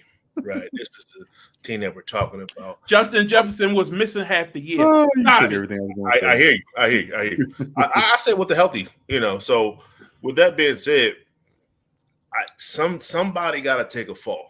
Let's just call it what it is. Some teams going to have to take extreme dips. This is one of those teams. I got Minnesota being one of the worst teams in the league. Wow. Yeah. I say that to say they're going to be that, but for fantasy guys, still go get Justin Jefferson because he's going to be one of the best weapons in the entire league. So you're telling me losing Kirk Cousins is going to make them one of the worst teams in the league? Damn, I agree with y'all. Go ahead. They won 7 games with Kirk Cousins? So how many gonna win next year? 3? Barely above 500 team with Kirk Cousins. So if you lose Kirk Cousins, you obviously going to hit. I don't like JJ McCarthy. I don't think he can fill it. Now, does he have enough arm strength to throw the ball to Justin? Yes, great job. Will those comes with maybe 2 to 3 interceptions? You're going to have games like that, and they don't have enough to overcome that. How long before TJ actually comes back and plays? Like he's hurt. Hopefully, it's in the beginning of the season he can come back. If not, it'll be mid-season. By that time, you need another weapon. You need your tight end especially when you have a rookie quarterback. I agree. You are a little bit bullish on Aaron Jones. I'm not going to knock what he did in the past, but he is a 29-year-old running back. Mm-hmm. These have it. And he's switching teams. He might be the same guy. I'm not bullish. We'll see. Maybe with the strength of Justin Jefferson, you might can clear the box out where though Aaron can actually be Aaron again like he was in Green Bay. I'm just saying it's hard when you start to creep up to that 28, 29, 30-year-old range. And then now you're switching teams, so you don't even have the same luxuries like you once did before. It's just a lot of question marks around Minnesota right now. The defense is still having issues. Just a lot of question marks around Minnesota to the fact that I just don't believe they're going to be good. So question marks come with that. So hold up. Before you go, Calvin, what from what I said made you think I thought this team was going to be good? My point was they're going to be trash. My point was they're going to miss Kirk Cousins. My point was you ain't say no suggestive. Look at my write-up. Like that. There will be a tremendous amount of pressure on J.J. McCarthy. What does that mean? Kirk Cousins' shoes. You can't fill my man Kirk's shoes. They going to be good or they going to be better or they going to be worse? They're going to be trash. They're going to be trash. That's what they're going to be. You was in the division. You was on the fence. When you lose a great player, you go down the tubes. A great player. Yes, you lose a great player, you go down the tubes. They will not be a good team. That was my point. Go ahead. First of all, the team lacked talent last year. They lack even more talent this year. I agree with Justin. They'll be at the bottom of the division. I don't know. I don't think J.J. McCarthy is a starting caliber quarterback right now. Maybe next year. Maybe in a couple of years he can be. But I think it was a reach to grab him at 10, only because Penix went to 8. And that causes this trickle down in which Bo Nix goes to Denver a couple picks later. But I'm not sure if J.J. McCarthy can be a starting quarterback right now. I'm not even sure he would have been a starting quarterback in general if not for Harbaugh talking him up so much going to the Chargers. I think that potentially boosted him up around as well. And it will get to a point where Justin Jefferson will get frustrated with his offense. this year, next year. He got his money. They can keep him quiet for this year, but this offense leaves much to be desired. A 29-year-old Aaron Jones cannot help this team when you have a rookie quarterback in J.J. McCarthy, who's going to have deer in headlights for most of the season, playing this division where every team can compete for a playoff spot except your team. Every team in that division, Chicago, Detroit, and Green Bay, will be competing for a playoff spot except for Minnesota. And now we're going to say we're going to throw a rookie quarterback in there as well. Completely believe they're going to be arguably one of the worst teams in the division in the league. I'm sorry, next year. Probably going to draft another quarterback. I see why they didn't pay Kirk Cousins $100 million as well. So that's because why am I going to pay for him? Why am I going to pay to be a mediocre team yet again when I have one of the best, if not the best, wide receivers in the league? But I can't have that. I had this mediocre offense because of the lack of talent on the offense, particularly at the quarterback position. So you're telling me if you take J.J. McCarthy off this team and put Kirk Cousins with Aaron Jones in the backfield who can catch and run, with Justin Jefferson and Addison, Hockenson, if healthy, this team is not tremendously more better than what they're going to be this season? Stop What did they do last year? Around 500, like they always do. They were injured last year, and they had a rookie Addison. And Kirk Cousins didn't play the whole season. With or without Kirk Cousins, they're still the worst team in the division. Man, y'all some haters, man. With or without Kirk Cousins, your eyes telling you when they beat the 49ers and the Browns and all these other good teams they beat. Oh my goodness, the clinics they put on. They started so they beat two playoff teams, but couldn't beat anyone else to get into the playoffs. Is that what we're saying? They started slow. Go back and look at the games. So they lost. Used to bet every week, and I was smoking you down the stretch when the Vikings went on that run. Don't try that, man. Early in the season, they had injury after injury. You relying on Alexander Madison to be your starting running back. After Dalvin Cook wet the bed, and they had to get him out of town. They just cut so much talent, and they still overcome it. Don't give me that, man. Dalvin Cook looked good here in Baltimore. Trash, man. Dalvin Cook was good in Baltimore. Third option. He went to the Jets first. They cut him, and then he came over here to town. Stop it. Get out of here. Rodgers got hurt. They cut half the team. Get him out of here. Let's stop it. It's a different division, guys. It's just a different division for him. It's a little tougher, man. Even with Kirk, it would have been a little tougher, man. Let's move on. Justin, tell us about the Las Vegas Raiders. Lord, you got me fired up. So we got the Las Vegas Raiders starting QB. Who knows? It could be Gardner Minshew. They brought him over. It could be Aiden O'Connell. He did serviceably okay for them last year. Biggest offseason loss, clearly it was Josh Jacobs. The guy was doing everything for him. Biggest offseason addition. Shout out to the defensive tackle they picked up in Christian Wilkins. He's probably one of the better ones, and that's why I put some of his stats in the players or units to watch, because he had 9 sacks. Now you team him up with a Max Crosby who had about 14 and a half, and you have Kuntz. I hope I've said his name right. And then his second year in Tyree Wilson, he had 3.5. Basically, what I'm saying is that the strength of the Las Vegas Raiders is their defensive line, and then it trickles down to the rest of the defense. The problem with the Las Vegas Raiders is the fact that they have no entire offense. The offense is absolutely god-awful. With that being said, they still managed to squeak out and have an 8-9 record. How did they do that? Antonio Pierce, shout out to him. He was an interim coach. They got rid of Josh McDaniels when they was 3-5. He came in and he was 5-4, and Max Crosby was one of the ones, the best player they have on the team, went out and said, if y'all don't get him, we're going to have some real problems across the whole entire team. So they retained him, made him the head coach. Problem is, they still ain't got no goddamn quarterback. And when you don't have a quarterback, you got a receiver that you pay money to in Devontae Adams, in which clearly he's not the best. He's a little disgruntled after a season of dealing with Aiden O'Connell and Jimmy Garoppolo, and the fact that you can hear him on the show receivers talking about, I need to get out of here. They're going to get me killed. That's what he said. That's a problem when you're dealing with the offense. Shout out to Devontae. Now, with that being said, I do think some workings might be in the work, and there's a rumors going around that he might end up a Jet. I don't know. Who knows? I'm not saying that it's going to be a possible thing. Who you giving up? Rumors talking about it, that he's going to end up a Jet. That's all I'm saying. I don't know how they're going to do it, but he's going to get out of there more than likely. even if that's not the case, if he stays there, he's just going to have one of the worst statistical seasons he's going to have since he was, first came into the league. And that's the problem you had with the Las Vegas Raiders. But like I said, it's just a defensive-led team, and hopefully the defense is good enough in order to, have some type of wins. Are they going to be as good as they were last year? It's one of those. It's similar to Harbaugh.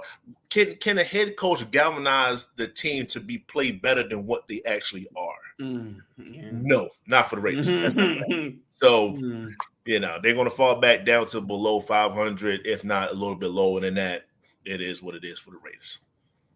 Calvin, look, whoever's the starting quarterback for the Vegas Raiders won't be there next year when they draft top 5 overall. I think this team has such strong leadership with Antonio Pierce that they will stay afloat. And I think one of the reasons why they were almost close to 500 last year was because of him and just the leadership in which he composed over that team in the wake of the Josh McDaniels. Over 500.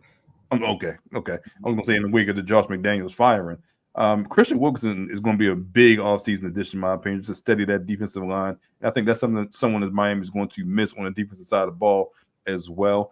The Josh Jacobs loss, I mean, he wasn't going to be there. I think what impacts that is Devontae Adams subsequently leaving, if what the reports that you said are true.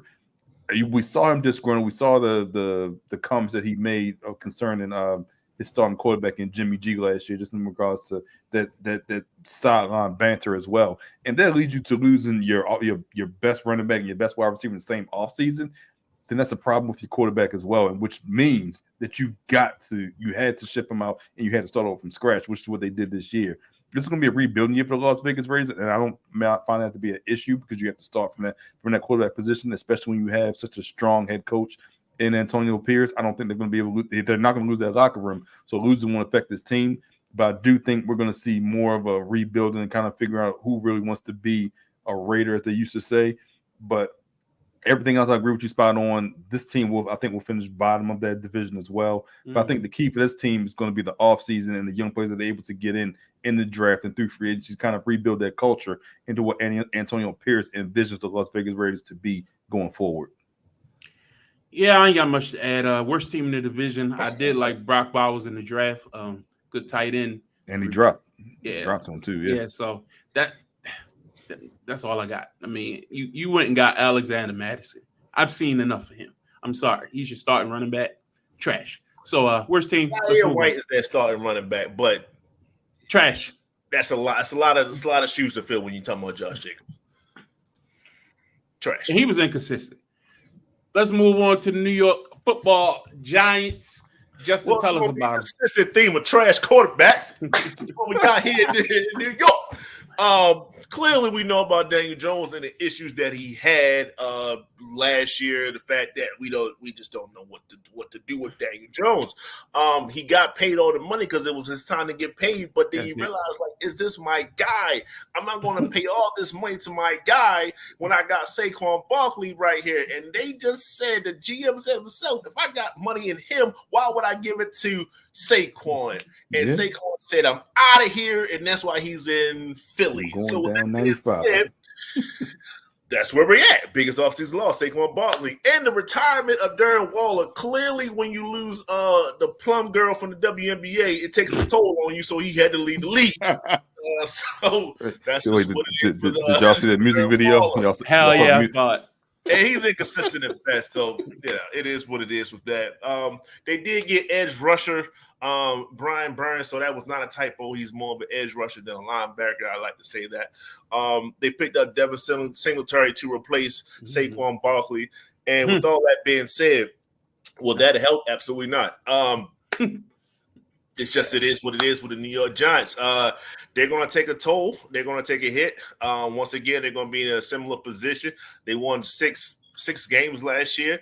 They had Tyrod Taylor playing quarterback, Tommy DeVito playing quarterback, as well as Daniel Jones. So it's just it is what it is. This team it's not too much. I'm not even going too much into this team. Like they're going to take a hit. They're going to be one of the worst ones in the Division One. The Commanders are going to be better than them. Obviously, even with a rookie quarterback, he's going to play better than Daniel Jones. Dallas is better than him. And Philadelphia is. You let Saquon Barkley go to a damn division rival.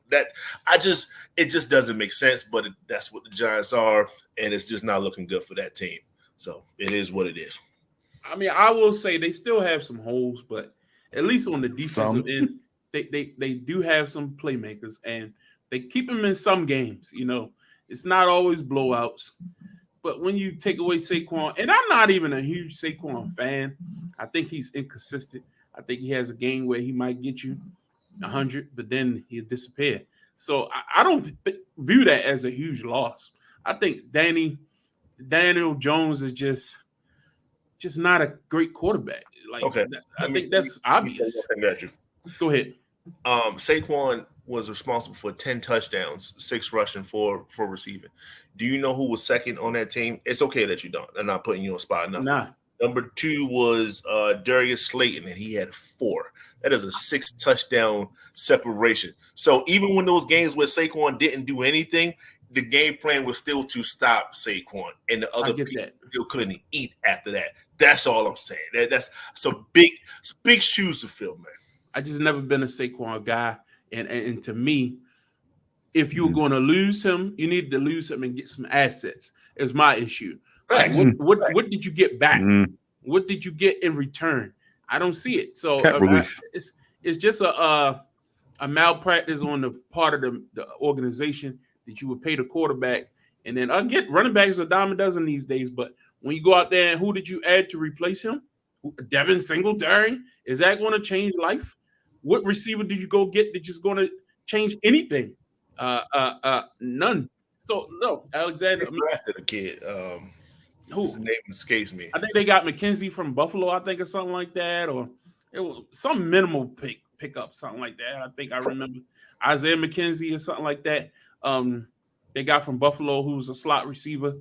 I mean, nothing is going to make Danny Dimes better. So what have you really done to really support Danny Dimes? So it's even hard to criticize him sometimes. Malik Neighbors picked him up in the draft. He should do well.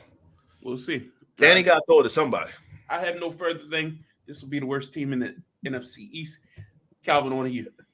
This team is compounded, mistake after mistake, starting back to drafting Saquon over Josh Allen and potentially Lamar Jackson back in 2018, I believe, to paying Daniel Jones, to not cutting Daniel Jones as well, just eating that dead cat and starting over, but doubling down by let's try to retain talent and trading for Brian Burns and signing Devin Singletary. What are the Giants actually doing? You have a quarterback in which you don't believe in, that you already paid, that's coming. He tore his ACL last year, correct? And that's coming off a torn ACL as well. What are you doing?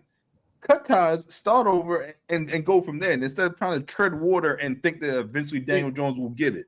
That doesn't make sense in my opinion. Very, very important, right? The first thing they did was they drafted Saquon Barkley, correct? Yes. Who was still the quarterback? Eli. And what were they trying to do then? Tread water.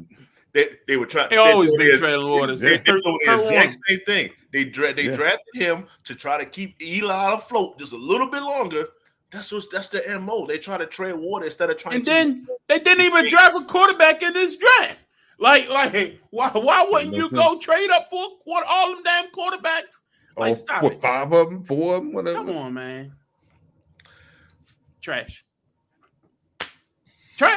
Next. Let's go. Yeah. Moving on. So big news came out this week.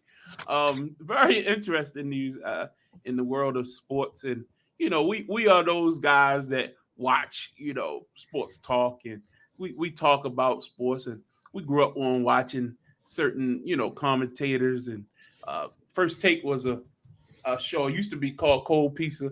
Was when I think if you really were following ESPN back in the day, first time I ever saw Skip Bayless was on the Sports Reporters. Remember that show that used to come on? John Saunders. Yeah. And then one day It was like a Monday morning. I'll never forget it. It was early. It was this show just came on called Cold Pizza. Skip Bayless and Woody Page, Jay Crawford, Dana Jacobson, and they was on every morning, Monday through Friday, and it was like a sports Good Morning America type show. And it was like a variety show. They had some wacky segments. Woody was always funny, but Skip was always the hardline guy with the hard-nosed opinions and saying stuff that just be like, did he say that? Like, it always be like, he can't be serious when he's saying this shit. And then that just stuck.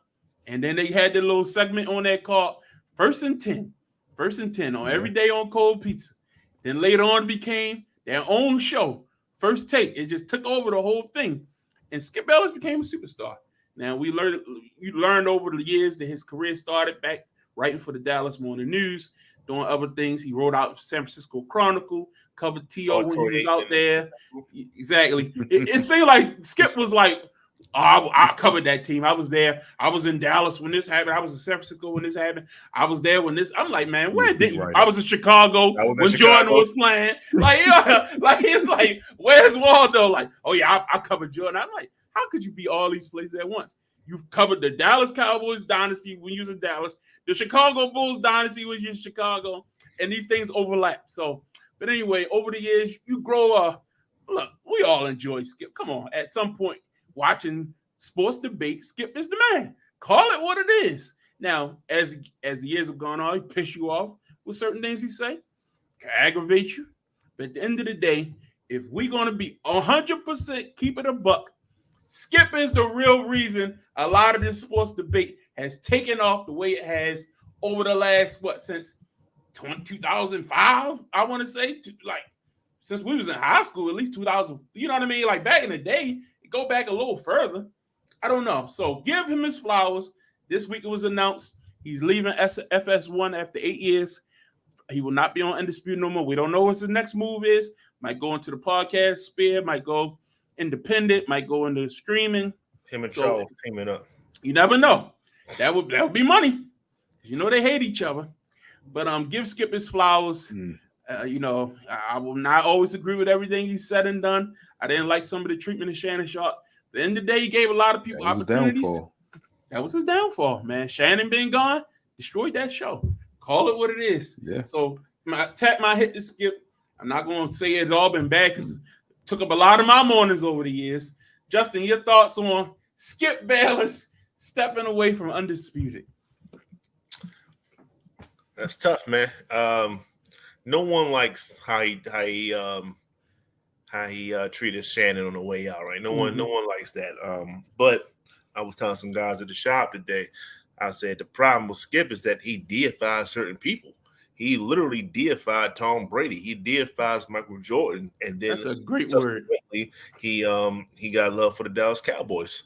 So when you cross them, and it doesn't matter who you are, and he said multiple occasions, even if it's his wife, he will shut her out if you come across Tom Brady the wrong way. So I wasn't shocked that they had that issue, him and Shannon, but I was shocked that Shannon thought that he was above it. Right, he had a better friend in Skip. But like you said, shout out to Cole Pizza, shout out to, what was that, 04, 05? Yeah, because I remember it was Aaron Rodgers. He was getting drafted, so that's how long ago it was. Yeah, and it was a wild ride. It was a fun ride up until that point. Pause, and it's just it's over. It's over now. It's been over, really. Like I ain't watched it, man. Yeah, it's been over for a year. It's been over. I ain't watched it. You know, if LeBron James wasn't playing basketball, we would not know Skip Bayless like we know Skip Bayless today. So shout out to LeBron James. This is the residual effect of being LeBron James. He helped create someone like Skip Bayless and Brian Windhurst. That was just a side thing with Brian Windhurst. That being said, it's all about Skip. And like I said, you know, he what this thing is this debate talk show thing. Like that. This is him. So we think that it did not exist for him. It just the debating show, like you said, when they took a segment from Cold Pizza and they debate. We're getting the most ratings right here. Let's have a show of it and stuff like that. And we help see the birth of Stephen A. Smith, which is Mr. ESPN, if he happens to stay there. Like Yeah, that was another topic. It did. He was not the Stephen A. that we know of today if he wasn't going back and forth with Skip. So that helped, skyrocket his career. Because quite frankly, he was still looking for a job like that. You got fired. Quite frankly. So it is what it is when it comes to Skip. A lot of issues, a lot of talks, a lot of hot takes, and it is what it is. Cal?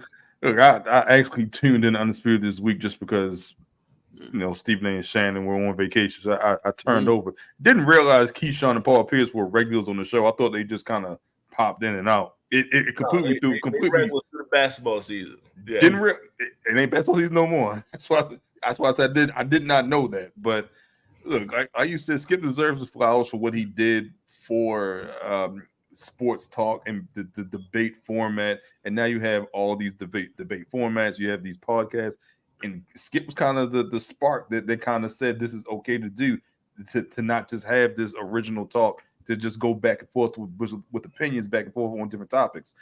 Like you said, like both of y'all said, don't like how it ended with Shannon, and that seemed to be the end of Skip Bayless itself. But has there been any talk of him going back to ESPN? Is my question. That's off the table completely. That would be tough, man. Depending on how much money you want, because clearly they struggling on paying Stephen A. You know what I mean? So how much would he want to demand?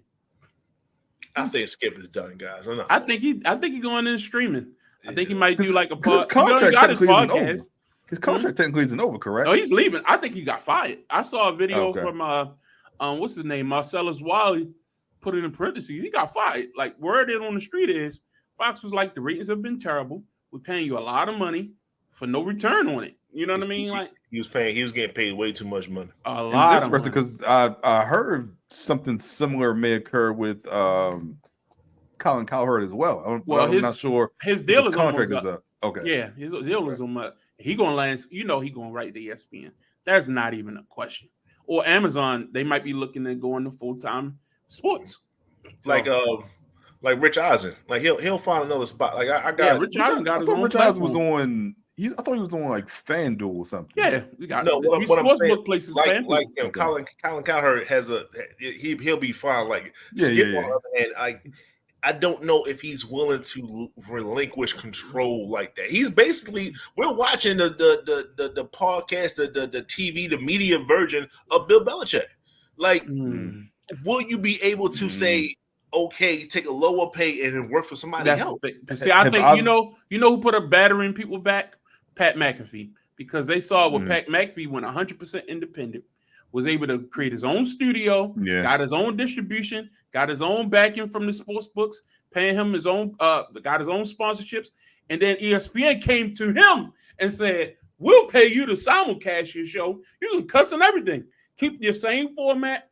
They wanted him that bad, so maybe other content creators, Rich Eisen, Dan Patrick, they got their own shows, but they just not on Fox or ESPN. They on streaming or they on YouTube paying them a whole lot of money or whatever like that. So it's other ways that you might see Skip's face out there. Have either one of y'all listened to his podcast at any in point? The past? Yeah. Okay. Yeah. It's well produced. Smith. I'm talking about Skip's podcast. Yeah, I know you're talking about. Okay. Before Stephen A. Smith. When he was reading the excerpt from Stephen A.'s book, like, this is bullshit. I don't think he attracts. It was boring though. Like that outside of FS1. That's all I'm saying. Like, I think I agree. He missed the fact that Shannon was becoming more of the reason people tuned in, especially towards the end of their run.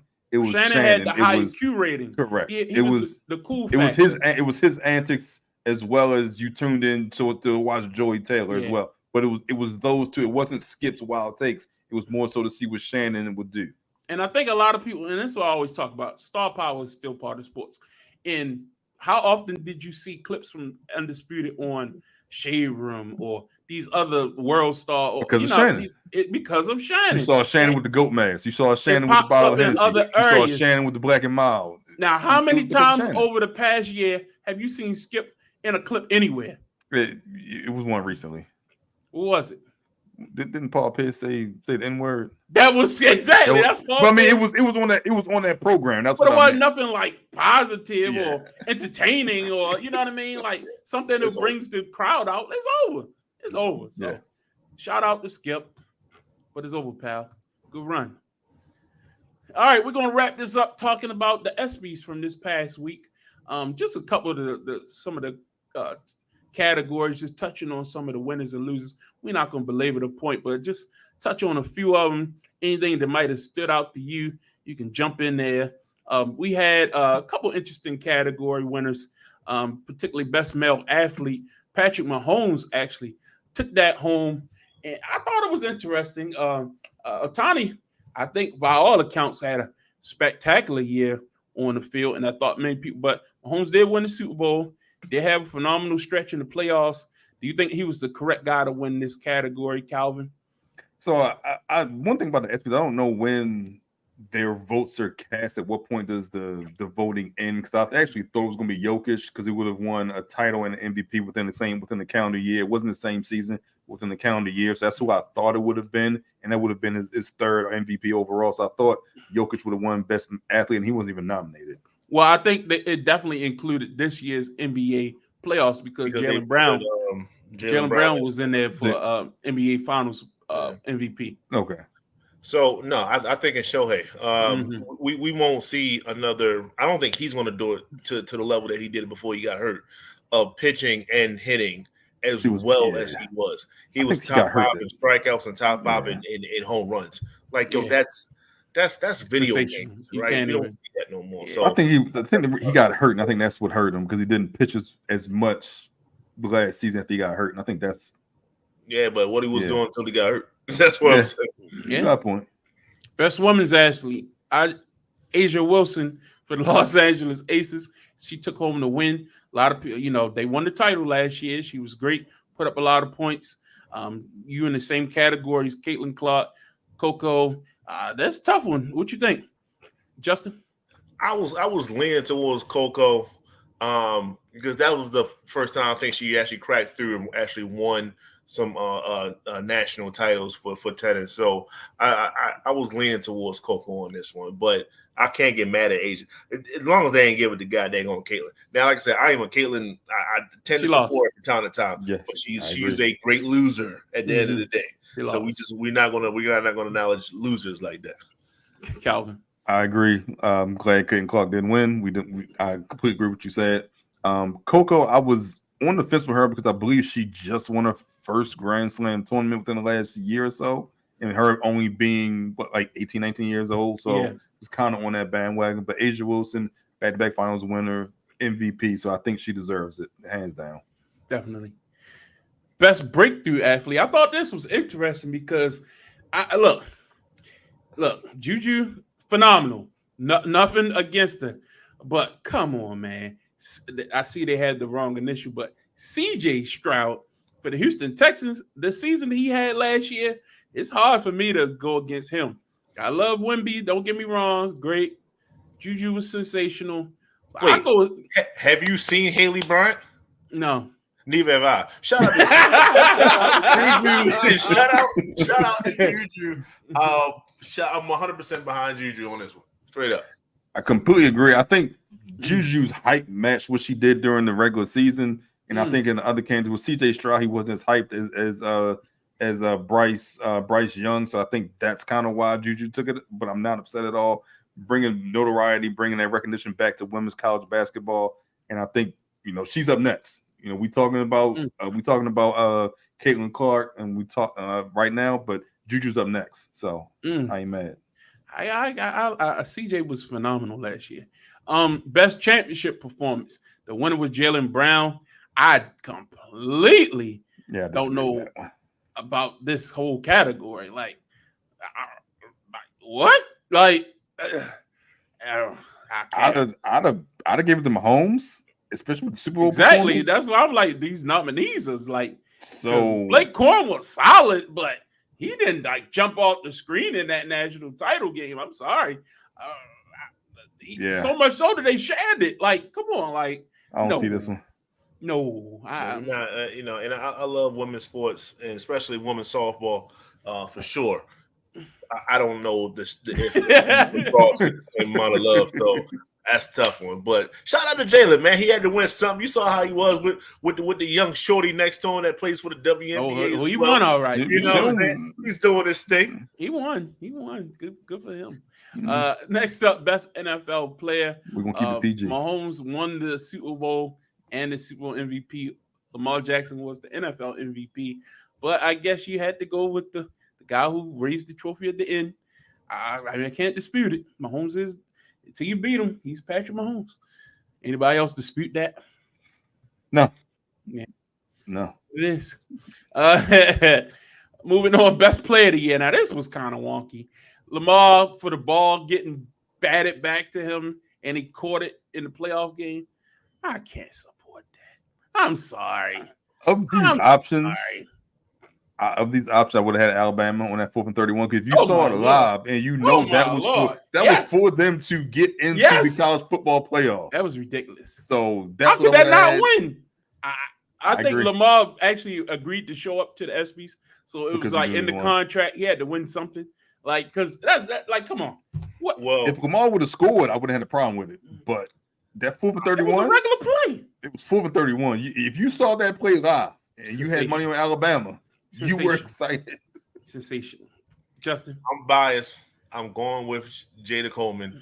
Those that don't know, I don't think no team's won 4 straight championships, and in her performance in that was spectacular. So I understand you guys aren't watching softball. I can 100% say if my daughter was not playing softball, I would not know who this woman is. So I am biased, but I am leaning towards that. It was a great time watching Oklahoma win that 4th straight. Man, wow, that's extremely biased. That's called diversity. I love this show. I really did. Best NBA player, which really was shocking me. You got Luka Doncic taking it home. Was this voted on by the fans? Who voted on this award? Because wow, Shea couldn't even win this one, Calvin.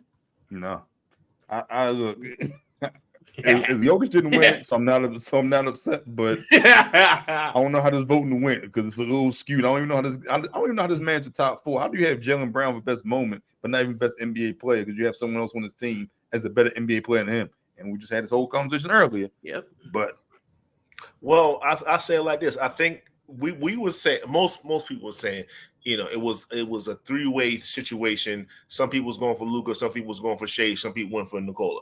I get that part. Shout out to Jason. But that was a 3. Luka stayed around the longest, and I just think they rewarded him because of that. I think it was simple as that. No love for JT. It is what it is. And best comeback athlete, Simone Biles. Give her credit, man. She took the step back for a few years there. Went through some depression issues. Really was questioning whether she could still do it. Had some really interesting happening in her life, and came back, bounced back, won the world championships, competed, qualified for the Olympics again. We'll see what she's going to do. I think I love this woman, man. She's a phenomenal athlete. I get behind her every time. Joe Flacco, shout out to him, honorable mention. Calvin. So I didn't know Simone Biles was going through all that. I know all the jokes with Mr. Simone Biles and everything with her husband that plays for Green Bay. I actually leaned towards Paige Buckers, tore ACL twice out of the last 3 years, and then came back and led UConn to the Final Four. And I think she's up there. It's her and Juju for just the supremacy of college basketball right now. And I think that the game is so exciting because they're just 2 great women playing college basketball. So I would have leaned towards Paige Buckers, just like I said, coming back off 2 ACL injuries the last 3 years, and to still play at a high level this past college basketball season. Shout out to Zion staying in shape for the majority of the basketball season. That is a huge feat for him. Stayed in shape. The bar is low. The bar is low. The bar is in hell. Still got hurt in the last game of the season for him. Right. So with all that being said, it was Simone hands down. If you really look into her history of what she, like you said, y'all said it already. She's been through a lot. And you said Mr. Simone Biles. That is terrible. But it is what it is. Is it true?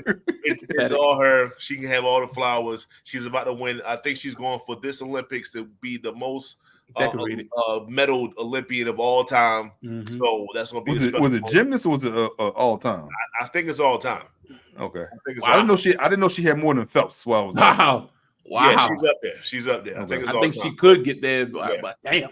So this Olympics, just to hear it though, man, that's ridiculous. There we go. That's ridiculous. Shout out to Simone. And finally, last category, best team, and of course, this category they try to include all the champions for the past year, and they voted South Carolina Gamecocks. I know Coach Don Staley was there and had a hell of a speech, very very good speech at the SB Awards. But out of all the champions over the past year, I mean, women's college basketball has been taken over. So I think this was actually very fitting considering the obstacles and all the noise with Caitlin Clark and LSU and everything else and the obstacles for South Carolina to get the job done after what happened the previous year to come back. Yeah. I thought that was sensational, and I think they was very fitting for them to bring this one home. Justin? Shout out to the Oklahoma Sooners for softball. But it is South Carolina Gamecocks for sure. You said it very well. I don't have anything to say after that. It was shout out to Dawn. Dawn had her moment, and she deserved it. Yeah, I was going back and forth between UConn, just on the men's side, what they did. I think they went like 38-2, back-to-back titles. Like you said, South Carolina, I think they won a title in a more competitive field than UConn did. You know, almost going undefeated. Same thing with more competition. So South Carolina.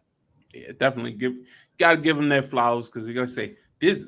If you really look at the last couple of years and the leaps in popularity that women's college basketball, which has led to popularity into the WNBA, just sensational, man. It's really good to see. And we grew up on Pat Summitt and Gino Orium and these other coaches having that shine, but to see Don Staley out there, man, that's really good, man. Really good. And the way she speaks and the way she carries herself in the media, excellent representation for the sport, and it's something that definitely should be commended. So that's it for the night from that perspective. So let's go around the room. Any final thoughts from you all, gentlemen? Let's start with you, Calvin. I think next time we talk, I think the Olympics would have started. So it'd be interesting to see how Team USA comes together. They had a rough outing against Argentina where they were up double figures and the game kind of got close late in the game. But they seem to be experimenting with lineup, so you can kind of pick apart that win if you choose to. But I'm looking forward to that. I think just to see these players come together and see if they can win their fifth straight USA gold or fifth straight gold medal. Yeah, the Olympics should be fun, man. It's going to be the most highly rated stuff we've seen in a long time in TV because it's fun. Remember, the last Olympics was shifted because of COVID. It was an off year type of deal. Yeah. So this is going to be really everybody's. Because some people couldn't even come last time. You had all the restrictions and things of that nature. So we're going to really see a full slate of the performers. And if you look at that map of where the performers are from, and man, it's tremendous, man. We got a lot of good representation from Maryland as well. So it's good stuff. Justin. I just want to take a moment of silence because, I know your boys, y'all lost Jacoby Jones this past week. And, excellent point. Excellent point. That was tough. Those that watch other stuff, Shannon Doherty passed away, Dr. Ruth passed away, and Calvin's. I didn't know that he was so near and dear to your heart. Richard Simmons passed away too. Don't laugh at it. Don't do it. So I just want to take this moment of silence for you, brother. I